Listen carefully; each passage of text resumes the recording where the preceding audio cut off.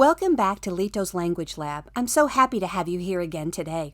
This is our special time to practice speaking Spanish, build strong sentences, and sound more and more like real Spanish speakers. So get your Spanish brain ready, get your Spanish voice ready, because it's time to jump in and have some fun with Spanish. Let's go! As we kick off this lesson, it's time for our calentamiento con Lito.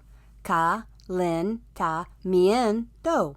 Calentamiento means warm up. Just like when we exercise, we warm up our bodies. Now we're going to warm up our brains and our mouths to get ready to speak Spanish. Let's start strong with our first word. Say book. Libro. Awesome job. Here comes the next one. Say pencil. Lápiz. Say eraser. Borrador. Nice job. Keep those Spanish voices strong. Say marker. Marcador. Say notebook. Cuaderno. Fantastic. Your Spanish is warmed up and you're ready to go. It's time to put our words together and say our first full sentence in Spanish. Remember our power verb tengo, which means I have. Say, I have my book. Tengo mi libro. Great job. Here comes another strong Spanish power verb, necesitas. Remember, this means you need. Say, you need your pencil. Necesitas tu lápiz. Awesome. Now let's turn the sentence into a question and ask, do you need my eraser? ¿Necesitas mi borrador? Say, notebook. Cuaderno. Say, marker. Marcador. Say, eraser. Borrador. Let's say that one more time nice and clear. Eraser. Borrador. What is pencil? Lápiz. Now it's time to visit one of our very curious friends. This is Rafael. Rafael loves to ask questions. He's always wondering, always thinking, always asking. In Spanish, we call question words palabras de preguntas. That literally means words of questions, or the way we say it in English, question words. Question words help us ask all kinds of great questions in Spanish. And over time, Rafael is going to help us learn many different question words, little by little, one at a time. Let's take a look at some of the question words Rafael will teach us. Who, what, when, where, why, how much, how many. Don't worry, we're not learning all of these today. We'll learn them slowly, together, one question word at a time. Today, we're going to keep practicing one very important question word, what. In Spanish, the word for what is ¿qué? We use what when we want to ask about something. What do you have? What do you need? And Rafael is going to help us practice asking ¿qué? So we can ask great questions in Spanish. Ask what? ¿Qué? Now let's use that question word in a real question. Ask, what do you have? ¿Qué tienes? Ask, what do you need? ¿Qué necesitas? All right, Spanish superstars, now we're going to jump into something big and very important. Now I know, grammar isn't always everyone's favorite word, but here's the really cool part. When we learn what words are and how they work together, we don't just memorize Spanish words anymore. We learn how to use them. And that's how we start communicating in Spanish, like real Spanish speakers. So today, we're going to meet the building blocks of our language, our parts of speech. These are the tools that help us build strong Spanish sentences. And trust me, this is going to help you so much as you keep learning Spanish. Let's go meet them. Let's start with one of the most important parts of any language, nouns. A noun is a person, a place, a thing, or an idea. So words like book, pencil, teacher, school, all of those are nouns. Nouns help us talk about people and places, even things and ideas we want to talk about in Spanish. Now here's something really special about Spanish nouns. In Spanish, every noun has a gender. But don't worry, this is not about boys and girls like people. This is just the way the Spanish language organizes its words. Some nouns are masculine and some nouns are feminine, and that's why you've been seeing our blue icon for masculine nouns and our pink icon for feminine nouns. Those colors are here to help your brain start noticing which nouns are masculine and which nouns are feminine. And here's something really cool. When we started learning Spanish, we use words like me and tú, my and your. And the best part about me and tú is that they don't change depending on the gender of the noun, no matter if the noun is masculine or feminine. That makes them the perfect words to start with when we're learning a new language. But very soon, you're going to start learning new words like el and la, which means the, and un and una, which means a or an in English. And those words do change depending on whether the noun is masculine or feminine. And guess what? You're already getting ready for that right now. Let's break this down a little more. Here comes a new kind of word we use all the time, an article. Articles are little words that come before nouns. In English, we say the. In Spanish, we say el or la. We use el with masculine nouns and la with feminine nouns, and that's why knowing the gender of a noun is so important. And we also use articles to say a or an. In Spanish, that's un or una.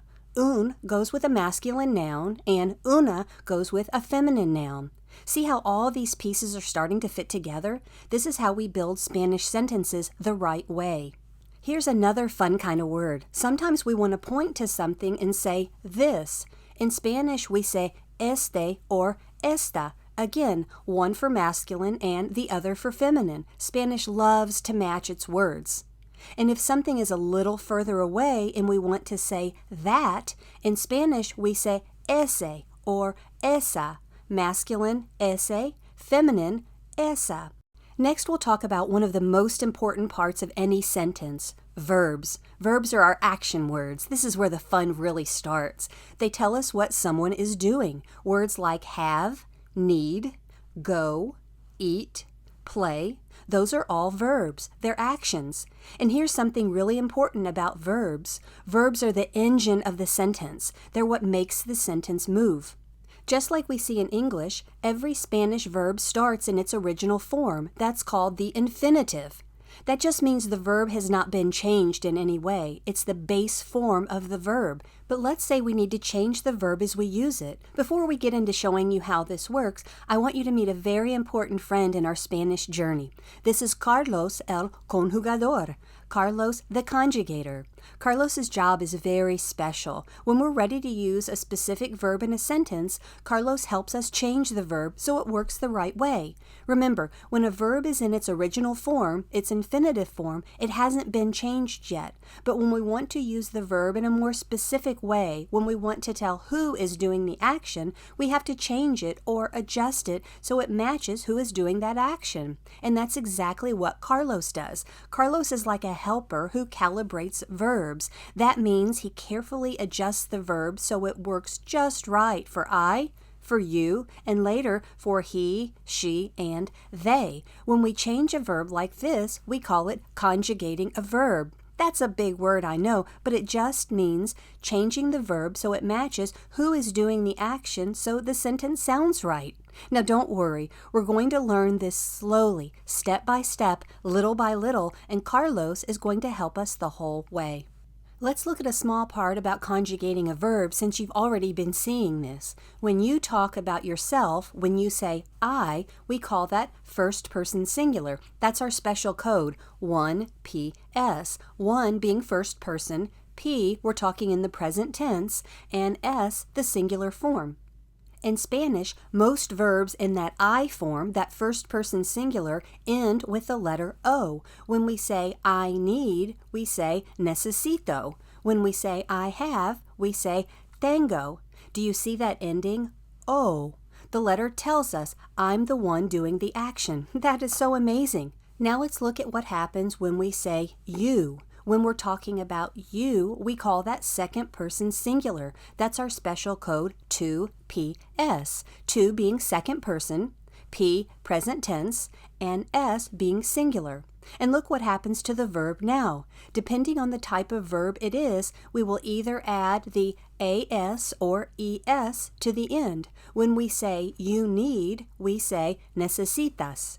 When we say you have, we say tienes. Do you see how those ending changes? Instead of O, we use as or es. Those endings tell us you are the one doing the action. So let's look at this pattern together. When I say I, the verb usually ends in O. When I say you, the verb usually ends in as or es. That's how Spanish tells us who's doing the action without even needing to say the word I or you. Now here's a really helpful trick to help your brain remember the right Spanish verb. Let's start with the word need. Look at the word carefully. Do you see the letter N at the beginning of need? Now look at the Spanish words, necesito, necesitas. Wow! Those Spanish words also start with the letter N. That's not an accident. So when you hear the word need in Spanish and you see the letter N, your brain can remember. Need goes with necesito and necesitas. That's a great clue to help you choose the right verb.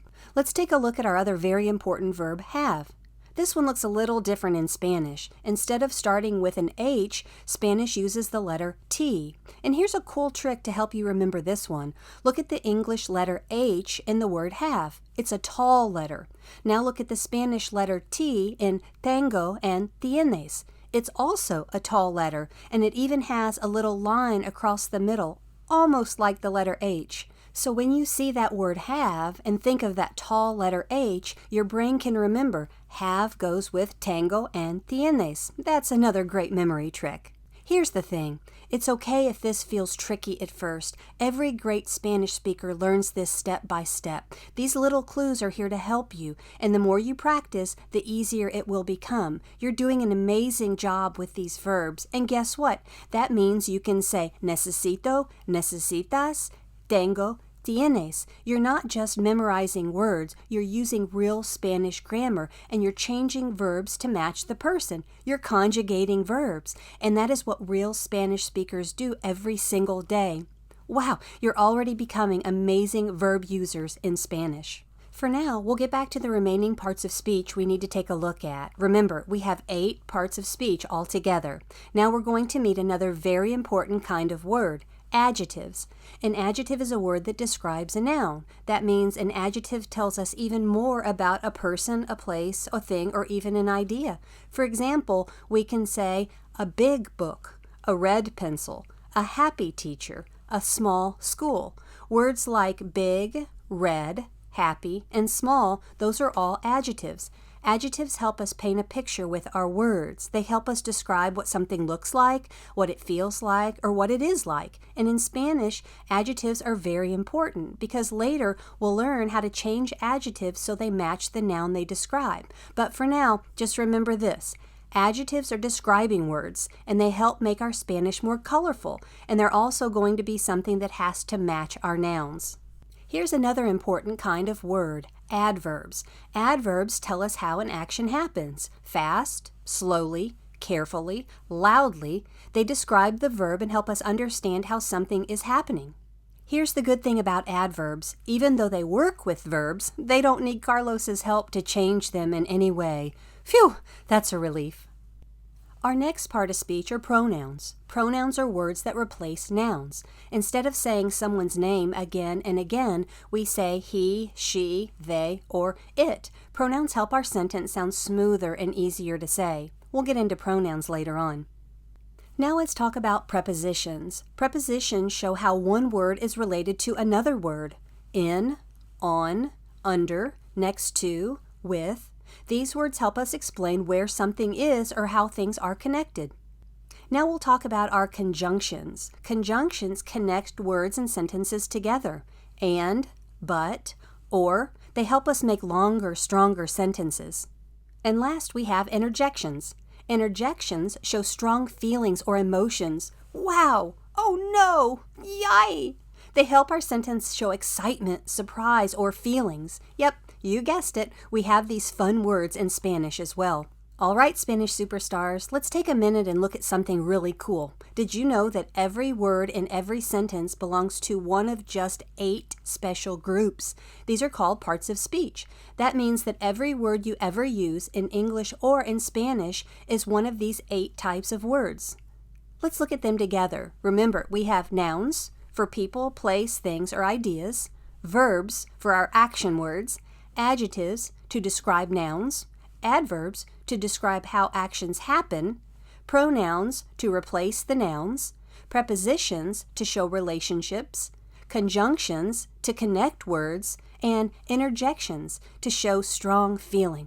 Wow, 8 building blocks that help us build every sentence. Now don't worry, we're not going to learn all 8 of these at one time, and we're not going to test you on all of these today. We're going to learn them together, little by little, step by step, as we keep growing in our Spanish language. But here's the really exciting part.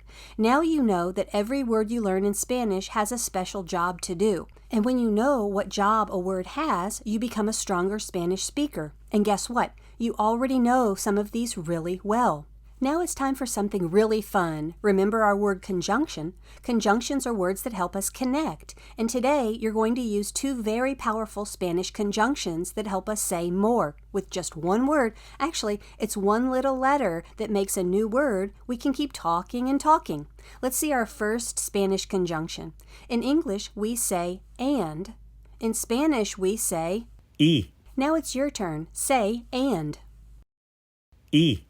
Let's use E to connect 2 words together. Say book and notebook. Libro y cuaderno. Here comes another one. Say pencil and eraser. Lápiz y borrador. Say marker and flag. Marcador y bandera. Yes, great connecting. Let's keep going. Say passport and map. Pasaporte y mapa. Excellent. Say food and music. Comida y música. Say country and capital. País y capital. Now say hat and adventure. Sombrero y aventura. Up next is our second conjunction. In English, we say or. In Spanish, we say O. Now it's your turn. Say or. O. Now let's use o to give 2 choices. Say book or notebook. Libro o cuaderno. Say pencil or eraser. Lápiz o borrador. Say marker or flag. Marcador o bandera. Awesome work. Let's keep it going. Say passport or map. Pasaporte o mapa. Say food or music.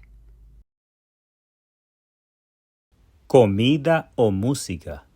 Say country or capital. País o capital. Say hat or adventure. Sombrero o aventura. Let's switch it up and see if you remember our first conjunction. Say book and notebook. Libro y cuaderno. And now it's time to wrap up this lesson and use everything we've been practicing. Our question words, our verbs, our nouns, and our connecting words to start having real Spanish conversations. Let's listen carefully, think fast, and use our best Spanish voices. We'll start with a great Spanish question. Ask, what do you have? ¿Qué tienes? Let's answer that question with a full Spanish sentence. Answer, I have your pencil. Tengo tu lápiz. Say, I have your eraser. Tengo tu borrador. Nice job. Now let's use our connecting word o to give 2 choices. Say book or notebook. Libro o cuaderno. Say, I have your book. Tengo tu libro. Say, I have your marker. Tengo tu marcador. Say, I have your notebook. Tengo tu cuaderno. Say, marker and flag. Marcador y bandera.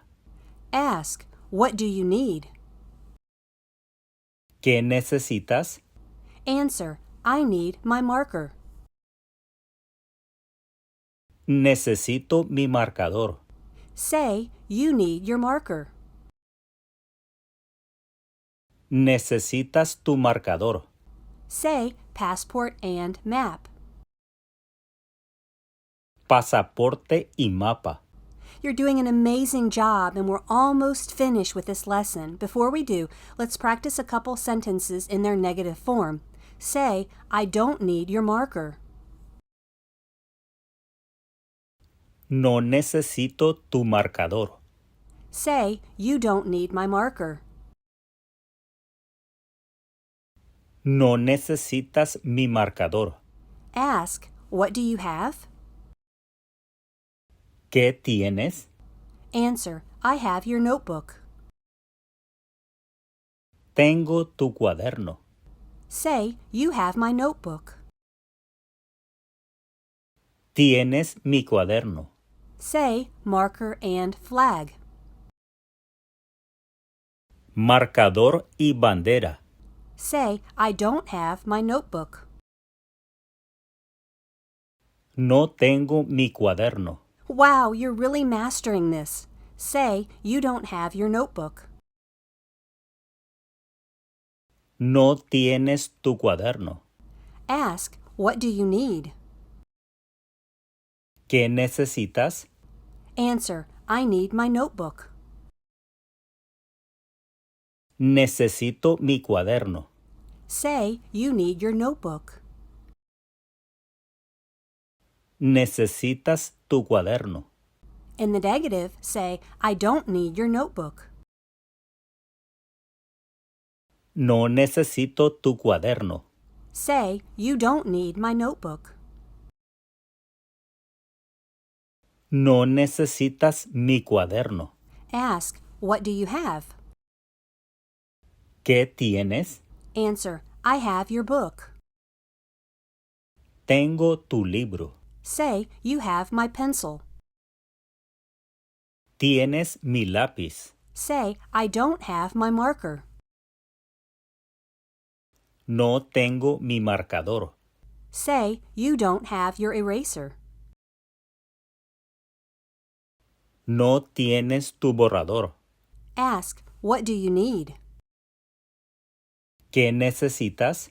Answer, I need my passport.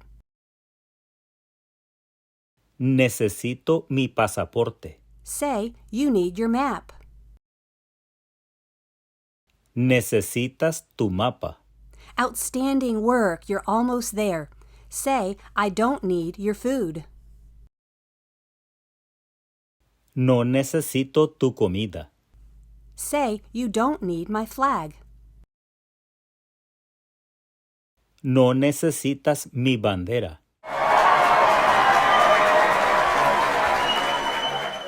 Absolutely amazing. That was fantastic Spanish. Listen to you. You can now say what you have, what you don't have, what you need, and what you don't need. That is real Spanish communication. My gosh, you Spanish superstars, look at how much Spanish you can do now.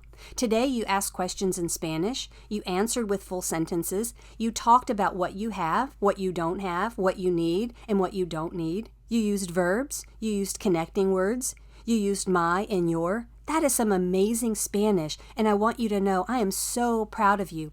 I love learning and practicing Spanish with you today in Lito's Language Lab. Keep practicing, keep trying, and most of all, keep having fun with Spanish. I can't wait to see you again very soon for our next Spanish adventure. Hasta pronto!